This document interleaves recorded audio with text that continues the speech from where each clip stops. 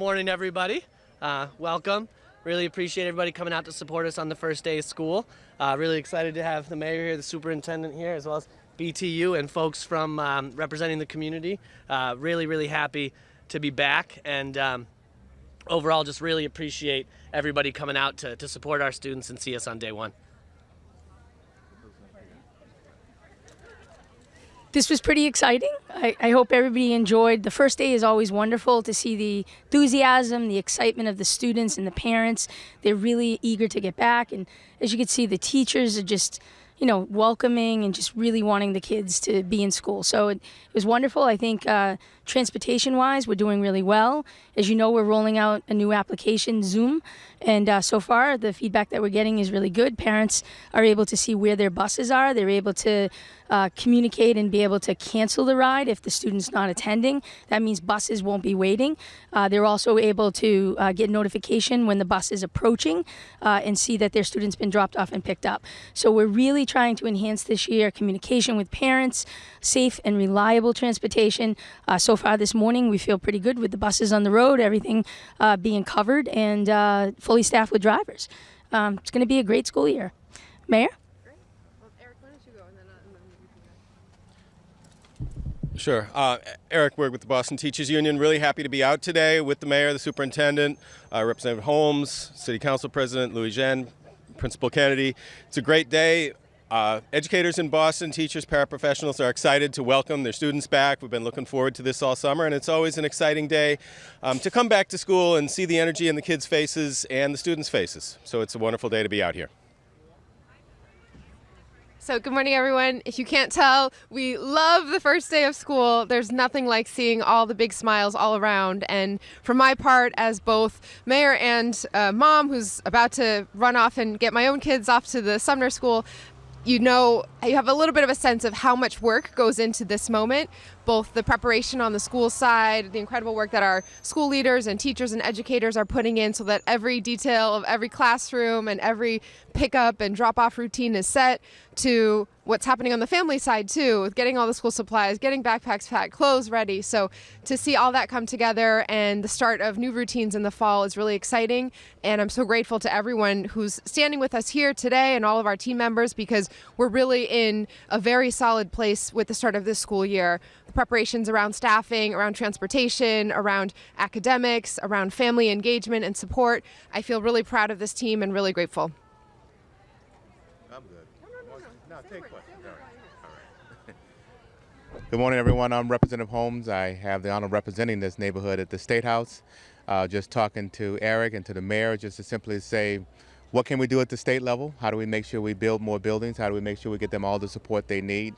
That is what this is about. It is about making sure at every level, federal, city, state, that we make it so that we continue to improve our experience for all the teachers and all the students, especially because of the fact that there has been a persistent gap between black and brown schools, that are majority black and brown and white schools across this Commonwealth, and we want to end that gap in every way that we can here at the Lee School and all across Boston.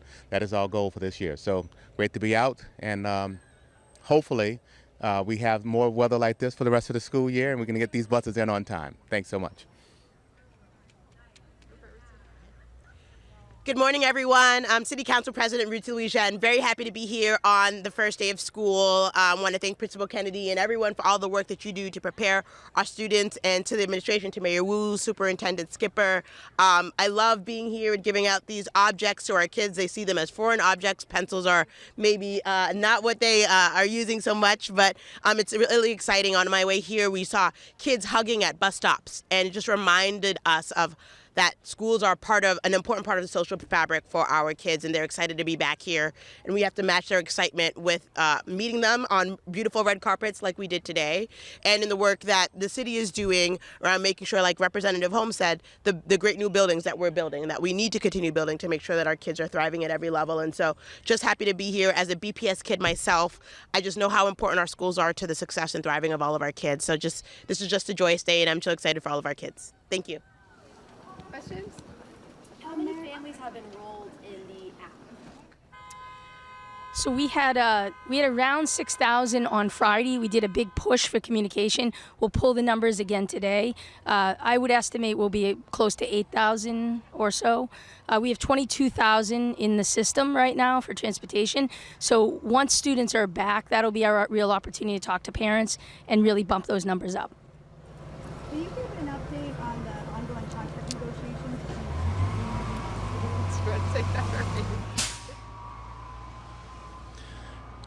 Sure.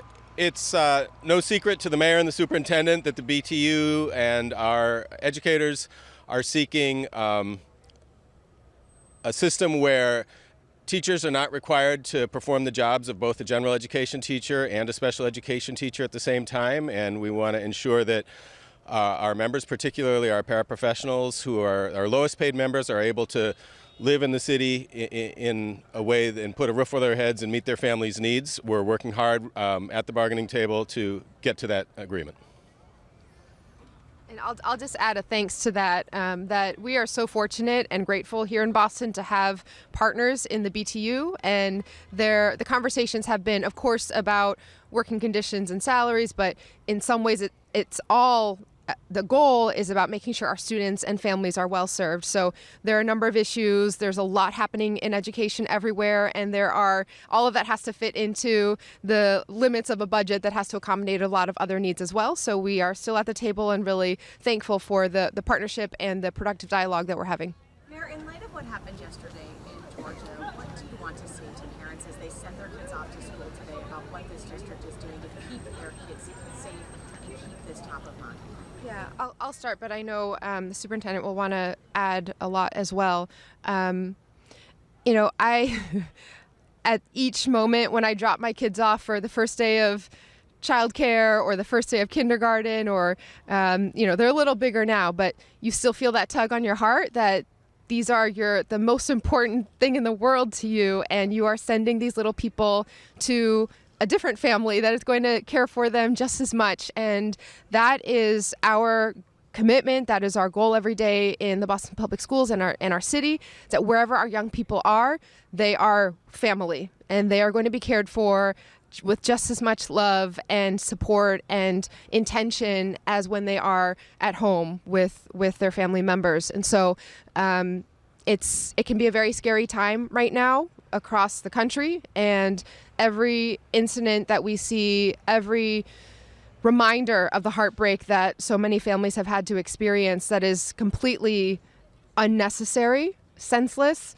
We join calls for larger policy changes. We're very, again, need to keep pushing, but in Massachusetts, we're in a different place in terms of some of the laws that are on the books, and it makes a difference. We work every day with public safety and community safety as our priority, and we've seen major strides in that in Boston. It comes down to the partnerships and the communication between all of our different departments, those focused on safety, those focused on services, those focused on young people and everything else, and our community. And there have been a number of measures that have been put in place, including with this school year, to make sure that we are all on the same page with specificity.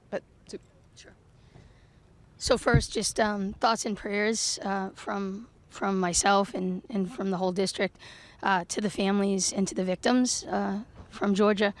Again, to the mayor's point, I think, we just hope that there's change nationally around some of these policies that here in Massachusetts we're blessed with to not have to be dealing with, but need to be revisited for sure nationally. I think here in Boston, we've worked the last 2 years to create an emergency management department that works very closely with our Boston Police, with our fire, with our EMT. They're in constant communication. We've also invested a great deal in emotional health for our students and mental health supports, ensuring social workers are in each of the buildings, ensuring that our safety specialists are trained in trauma sensitivity practice, in de-escalation, in really being able to see red flags and warning signs when students are in crisis.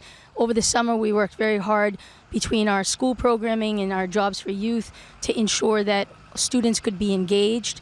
We know that the students most at risk of these kinds of behaviors tend to be those that do not feel a place in the school system. They feel disengaged. They do not feel connected. The mayor and I knocked on doors yesterday. It was in a district-wide effort. 300 doors got knocked on. 4 youth that were not connected through chronic absenteeism and dropout, and just to ensure that those students knew we were there, we care for them, we love them, and that we would make sure that they have the supports they needed. This really is an all-village effort in Boston, and we see our nonprofits, our businesses, our city, and our mayor all coming to the table to ensure our youth are connected, and most importantly, that they have the supports they need. The Lee School is a great example with Principal Kennedy's leadership. They have a unique partnership with Franciscans where they provide extra clinical support for students. And it's really, we know, building of relationships with kids and making sure that we're attending to mental health needs that can prevent these tragedies. Hold on, I want to respond too. So at the state level, I again say, it is not by accident that we have, or what is viewed as, the safest gun state in the country. That's not by accident. We take that very seriously, and we also, even knowing that it's already deemed as the safest state, we still passed a gun law that dealt with ghost guns. Here recently, we dealt with how to deal better with red flag and making that clearer. It wasn't even illegal on the books to even to produce a ghost gun, but we passed that bill as well.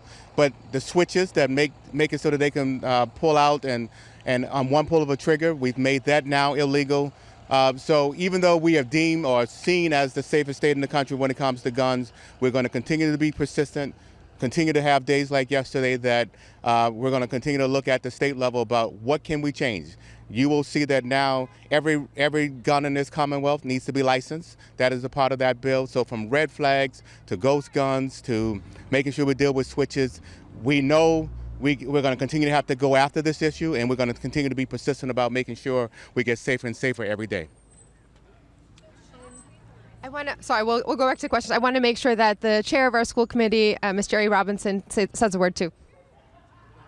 Just anything about the first day of our school. Yes. Good morning.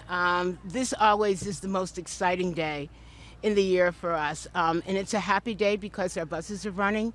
We have drivers, we have folks there, we have happy kids and parents arriving today, and I hope what's going to go on inside is going to be really the start of a wonderful school year. There are a lot of things that we're working on. There is a lot of planning that's going into this. There will continue to be planning and all kinds of things going on to make it a better year. So I hope you all will be here with us to report the good and happy things that we're doing, and to cheer on our city, our schools, and our families as we get this year off to a good start. Thank you. Thank you, Chair. Superintendent or Mayor, can you talk about, or what would you say to parents whose kids are attending the newly merged Shaw Taylor School, and your hopes for the school year as a newer, larger school? Absolutely. So we're really excited for the Shaw Taylor, and there's been a lot of work with both communities building into a newly formed community. Our capital planning office and our family engagement office have been active in the sites, and our reports of the parents are really happy that they're working together. They're co-creating what the new Shaw Taylor will look like, and that's the best case scenario. And anytime you have a merger is that you have active parents at the table. So I'm hoping for an amazing school year with them. I'll be over to see them this week, and I think that I really applaud the parents' efforts and the educators' efforts to make that all happen. Superintendent, a question about the buses. Nothing's perfect. We're already getting some emails, including one family that's an hour late. I'm not expecting you to know the specifics about that, but what's your message to the parents is clearly your child's an hour late? Yeah. So we know we know statistically on the first couple of days, we know it's frustrating. The city is adapting to having 650 more buses out on the roads. So there's traffic everywhere, and buses learning the routes. The drivers have all done dry runs, but when you put traffic on there and you add construction in, you are going to have to do some alternative routes. So to just be patient, to make sure that they use the hotline so that they get the updated information on the bus status, and they can let us know when something has changed with their student relative to pickup. The more we're in communication with the parents, the quicker we can solve the issue. So that hotline fields 3,000 calls, in a given week. And that's an added value over the last couple of years that's opened up communication. But some of these things will start to smooth out over the next day or two as the bus drivers get more accustomed to the routes. There's also Zoom. So, in terms of the tablets, the bus drivers are taking the added layer of checking the students. And that first time through of recognizing the student, the picture, the name, and greeting the student, we know that first couple of days is all about the student's orientation to the bus. And that does take a couple of extra minutes.